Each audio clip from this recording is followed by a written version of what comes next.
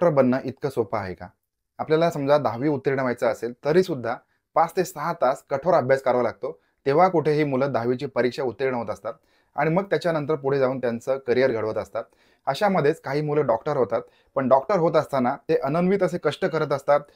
18-18 तासांचा अभ्यास करत असतात आणि डॉक्टर होण्याच्या अगोदरच्या ज्या परीक्षा असतात, त्या परीक्षा देखील ते देत असतात आणि या सगळ्या परीक्षा दिल्यानंतरच एक निष्णात डॉक्टर आपल्या सगळ्यांच्या सेवेसाठी रुजू होत असतो.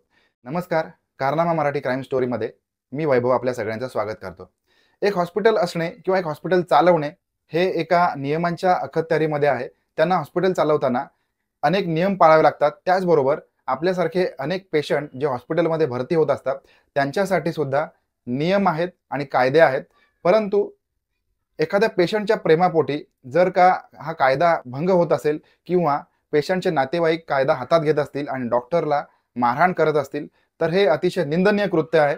अशाच प्रकारचं कृत्य घडलेलं आहे आणि या स्वरूपाचे सीसीटीव्ही फुटेज सुद्धा उपलब्ध झालेले आहेत.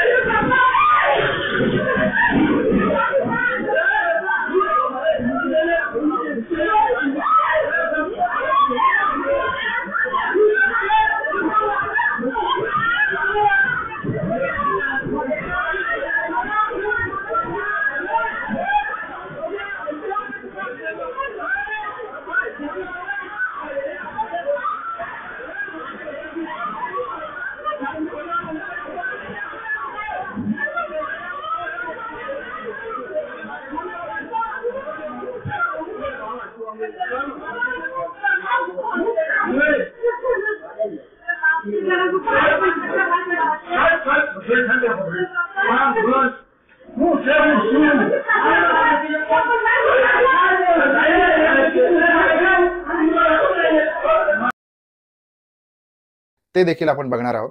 तर आता ही घटना कुठे घडलेली आहे? तर ही घटना घडलेली आहे गुजरातमध्ये. गुजरातमधला भावनगर हा भाग आहे. त्याच्यामधला सिहोर शहर याच्यामध्ये एक श्रेया हॉस्पिटल आहे. या हॉस्पिटलमध्ये एक महिला काही कारणानिमित्त हॉस्पिटलमध्ये इमर्जन्सी वॉर्डमध्ये भरती झालेली आहे. इमर्जन्सी वॉर्डमध्ये असेच रुग्ण भरती होतात की ज्यांना अतिशय इंटेन्सिव्ह केअरची गरज असते, त्यांच्याकडे विशेष लक्ष देण्याची गरज असते आणि त्यांच्या दिमतीला हॉस्पिटलचा स्टाफ देखील उपलब्ध असतो आणि ज्यांना याची गरज असते असे रुग्ण हॉस्पिटलमध्ये भरती झालेले असतात. आणि ज्या वेळेला हे रुग्ण हॉस्पिटलमध्ये भरती झालेले असतात, त्यावेळेला त्यांच्यासाठी विशेष असं नियोजन असतं. जे मंडळी नातेवाईक मंडळी त्यांना भेटायला येतात, त्यांच्यासाठी सुद्धा वेगळे नियम असतात. एका वेळेला गर्दी करून या वॉर्डमध्ये तुम्ही जाऊ शकत नाही. अशामध्येच या महिलेला भेटण्यासाठी 3 तरुण आलेले होते. या तरुणांनी जे हॉस्पिटलचे नियम असतात, हे नियम धाब्यावर बसवलेले होते. हे 3 तरुण एकाच वेळेला या इमर्जन्सी वॉर्डमध्ये गेलेले आहेत. शक्यतो हॉस्पिटलच्या इमर्जन्सी वॉर्डमध्ये जात असताना एका वेळेला एका पेशंटला आतमध्ये जाण्याची अनुमती असते. असं असताना देखील हे तरुण तिघेही या हॉस्पिटलमध्ये गेलेले आहेत, इमर्जन्सी वॉर्डमध्ये दाखल झालेले आहेत आणि त्यांच्या पायामध्ये चप्पल होती. चप्पल बाहेर काढणं हा सुद्धा एक नियमाचा भाग होता.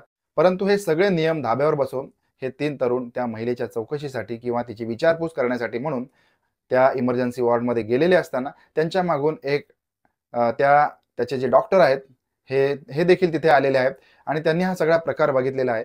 अशा वेळेला या डॉक्टरांच्या निदर्शनामध्ये काही गोष्टी आलेल्या आहेत. त्या अशा होत्या की जे नियम असतात हे पेशंटच्या चांगल्यासाठी असतात. कारण जे पेशंट हॉस्पिटलच्या इमर्जन्सी वॉर्डमध्ये असतात, त्यांना अशा प्रकारे इतर जे इन्फेक्टेड लोक असतात यांच्यापासून लांब राहण्याची गरज असते. तशा स्वरूपाची काळजी देखील तिथे घेतली जात असते. त्याच्यामध्ये असलेल्या या पेशंटच्या चपला आणि एकत्रित आलेले 3 तरुण हे सगळं बघून या डॉक्टरांनी त्यांना जाब विचारलेला आहे. डॉक्टर जयदीप गोहिल असं यांचं नाव आहे आणि 33 वर्षीय हे डॉक्टर यांनी देखील आता यांचा विरोध केलेला आहे. त्यांना बाहेर जाण्यासाठी सांगितलेलं आहे. परंतु हे तरुण काही केला ऐकण्याच्या मनस्थितीमध्ये नव्हते. या 3 तरुणांनी या डॉक्टरांवरती हल्ला सुरू केलाय, मारहाण सुरू केले. त्याचबरोबर या हॉस्पिटलच्या उपकरणांची देखील यांनी मोडतोड केलेली आहे. इमर्जन्सी वॉर्डमध्ये अक्षरशः त्यांनी गोंधळ घातलेला आहे, धिंगाणा घातलेला आहे. या तरुणांची नावं अशी आहेत: हिरेन डांगर, भावदीप डांगर आणि कौशिक कुवाडिया. असे हे 3 तरुण यांच्या विरुद्ध त्याच्यानंतर पोलिसांमध्ये FIR दाखल केलेला आहे. या तिन्ही तरुणांच्या विरोधामध्ये भारतीय दंडविधान कलम 115/2 म्हणजे दुखापत करण्याच्या हेतूने एखादं कृत्य करणे, 352 शांततेचा भंग करणे, 351/3 गुन्हेगारी धमकी देणे अशा स्वरूपाची त्यांच्या विरुद्ध कलम लागू करून त्यांना अटक देखील करण्यात आलेली आहे. आता या सगळ्या प्रकरणावरून आपल्याला शिकायचं आहे काय, तर ज्या वेळेला आपला एखादा पेशंट हॉस्पिटलमध्ये असतो त्यावेळेला पेशंटचे जे नातेवाईक असतात त्यांच्या मनामध्ये अनेक प्रश्न असतात. हॉस्पिटलचा खर्च किती येणार, आपला पेशंट बरा होईल की नाही, त्या हॉस्पिटलमध्ये आपल्याला किती दिवस राहावं लागेल, अशा स्वरूपाचे अनेक प्रश्न त्यांच्या मनामध्ये असतात. काही व्यक्ती ह्या भावनिक झालेल्या असतात आणि अशामध्ये जर काही तरुण मंडळी असतील तर त्यांचे रक्त उसळत असतं आणि अशा स्वरूपाचं कृत्य त्यांच्याकडून घडू शकतं. त्याच्यामुळे प्रत्येक तरुणाने किंवा प्रत्येक पेशंटच्या नातेवाईकाने काही गोष्टी लक्षात ठेवायच्या असतात, की शांततेचा भंग हॉस्पिटलमध्ये आपण करू नये. त्याच्यानंतर कुठल्याही परिस्थितीमध्ये कायदा हातात घेऊ नये. जर का आपण कायद्याच्या मार्गाने गेलात तर समोरची परिस्थिती जरी चुकीची असेल तरी देखील तुम्ही त्या परिस्थितीला व्यवस्थित कंट्रोल करू शकता किंवा त्या परिस्थितीला करेक्ट करू शकता. कायदा हा सगळ्यांसाठी समान असतो. आता ही संपूर्ण घटना आपल्याला कशी वाटली याच्याबद्दल कमेंट नक्की करा. भेटूया पुन्हा एकदा अशाच नवीन क्राईम स्टोरीमध्ये. तोपर्यंत काळजी घ्या.